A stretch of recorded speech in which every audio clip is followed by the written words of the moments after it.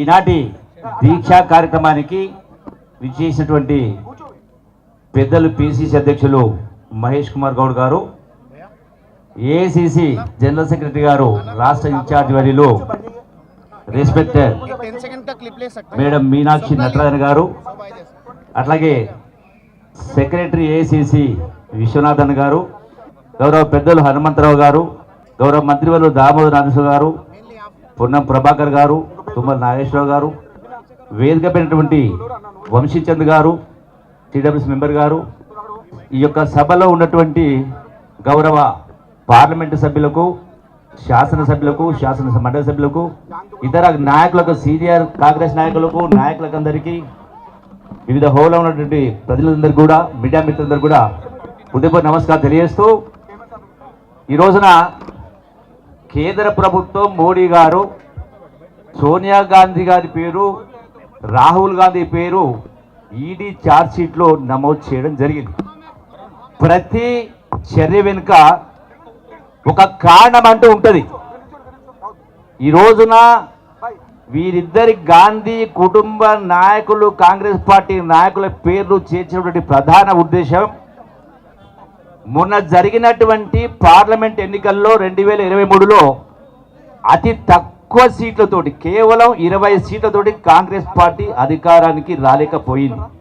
రేపు రాబోయేటువంటి 2029 ఎన్నికల్లో కాంగ్రెస్ పార్టీ అధికారంలోకి రాబోతా ఉందన్నటువంటి వాస్తవాన్ని గుర్తించే బీజేపీ ధ్వజం మొత్తం కూడా 2009లో కాంగ్రెస్ పార్టీ అధికారంలో రావద్దు అంటే ఈ గాంధీ కుటుంబం యొక్క ప్రతిష్టను మసకపార్చితే తప్ప మా బీజేపీ పార్టీకి వచ్చే ఎన్నికల్లో పుట్టగతులు ఉండవని తెలిసి దురుద్దేశపూర్వకంగా ఈ యొక్క ఈడీ ఛార్జ్షీట్లో పేర్కొనడం జరిగింది. అంటే ఇలా ఈడీ అయినా, సిబిఐ అయినా, ఐటీ అయినా, ఇంకో అయినా కేసులు పెట్టి గాంధీ కుటుంబాన్ని, కాంగ్రెస్ కుటుంబాన్ని, నాయకుల్ని భయపెట్టే కార్యక్రమం చేయాలనుకుంటే అది వాళ్ళ యొక్క భ్రమ.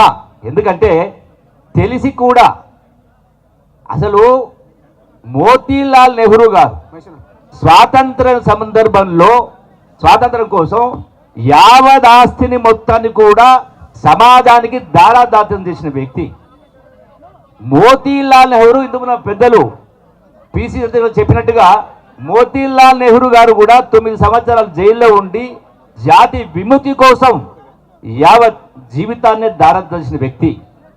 అంతేకాకుండా ఇందిరాగాంధీ గారు దేశ సమగ్రత కోసం శరీర ముక్కలైనా కూడా తూటాలకు బలేదని తెలిసి కూడా ఆనాడు దేశ సమగ్రత కోసం ప్రాణాలు అర్పించిన వ్యక్తి. రాజీవ్ గాంధీ గారు కూడా దేశ ప్రతిష్ట కోసం, ప్రపంచంలో దేశ స్థాయిని పెంచాలనేటువంటి ఆలోచనతో నిర్ణయాలు తీసుకొని మరి వారు కూడా జీవితాన్ని మొత్తం కూడా సమాజం కోసం, ఇలా దేశ భద్రత కోసం ప్రాణాలర్పించినటువంటి రాజీవ్ గాంధీ. అంతేకాకుండా ప్రధానమంత్రి పదవి అంటే ఎవరికైనా మోజు ఉంటుంది, సర్పంచ్ కంటేనే మోజు ఉంటుంది. సోనియా గాంధీ గారు ఈ దేశ కోడలు, ప్రధానమంత్రి పదవి కాళ్ళ దాకా వచ్చినా కూడా తిరస్కరించి ఈ దేశ ఆర్థిక పరిస్థితి గడ్డు పరిస్థితిలో ఉందని తెలిసి ఒక ఆర్థికవేత్తను మన్మోహన్ సింగ్ గారిని ప్రధానమంత్రిని చేయడం జరిగింది. రాహుల్ గాంధీ గారికి కూడా 2009వ సంవత్సరంలో ప్రధానమంత్రి అవకాశం వచ్చినా కూడా తిరస్కరించి మళ్ళీ మన్మోహన్ సింగ్ గారిని ప్రధానమంత్రి కంటిన్యూ చేయడం జరిగింది. అంతేకాకుండా రాహుల్ గాంధీ గారు దేశం ముక్కలు కావద్దు, కులాల పేరు మీద, మతాల పేరు మీద దేశ సమగ్రత కోసం చెప్పని కాశ్మీర్ నుంచి కన్యాకుమారి దాకా పాదయాత్ర చేసి దేశాన్ని ఒకటిగా చేసేటువంటి ప్రయత్నం చేయడం జరిగింది. ఈ మధ్య కాలంలో రాహుల్ గాంధీ గారు సమాజంలో ఉన్నటువంటి కులాల దామాషా పద్ధతిలో ఉద్యోగాలైనా, చదువులైనా వాళ్ళ హక్కు నినదించి ఇలా తెలంగాణ రాష్ట్రంలో ఏ విధంగా అయితే కులగణన చేయడం జరిగిందో అదే పద్ధతిలో ప్రధానమంత్రిని మోడీని హెచ్చరిస్తూ దమ్ము ధైర్యం ఉంటే భారతదేశం మొత్తంలో కూడా ఈ కులగణన చేపట్టి బీసీలైన అన్ని కులాల వాళ్ళు కూడా వాళ్ళ జనాభా నిష్పత్తి ప్రకారం వాళ్లకు రిజర్వేషన్ హక్కు కల్పించాలని నినదించడం జరిగింది. ఇవన్నీ కూడా తప్పించుకోలేని కార్యక్రమాలు మోడీకి. అందుకనే ఈ కుటుంబం యొక్క ప్రతిష్టను దిగజార్చితే ఈడీలో సిబిఐలో పెట్టి భయపెడతారంటే ప్రాణత్యాగం చేసిన వాళ్ళు, యావత్ ఆస్తిని దారాదత్తం చేసిన వాళ్ళు, సంవత్సరాల కొద్ది జైల్లో ఉన్నవాళ్ళు ఇవాళ గాంధీ కుటుంబాన్ని మీ తరం అవుతుందా వాళ్ళ ప్రతిష్ట మార్చడానికి, పరిస్థితి దిగజాడడానికి? మోడీ ఇటువంటి 100 మోడీలు వచ్చినా, మోడీ ధ్వజం వచ్చినా ఈ రోజున మీరు ఏమీ చేయలేరు అనేది సుస్పష్టం. అందుకనే ఇలా ఈడీ గురించి మాట్లాడుతూ ఉన్నారు. నేను అడుగుతా ఉన్నా ఈరోజు, మరి గతంలో మీరు ఈడీ కేసులు పెట్టిండ్రు, శుభేంద్ర అధికారి ఏమైంది? అజిత్ పవార్ ఏమైంది? హిమంత్ బిశ్వాస్ ఏమైంది? అశోక్ చవాన్ ఏమైంది? ప్రఫుల్ పటేల్ ఏమైంది?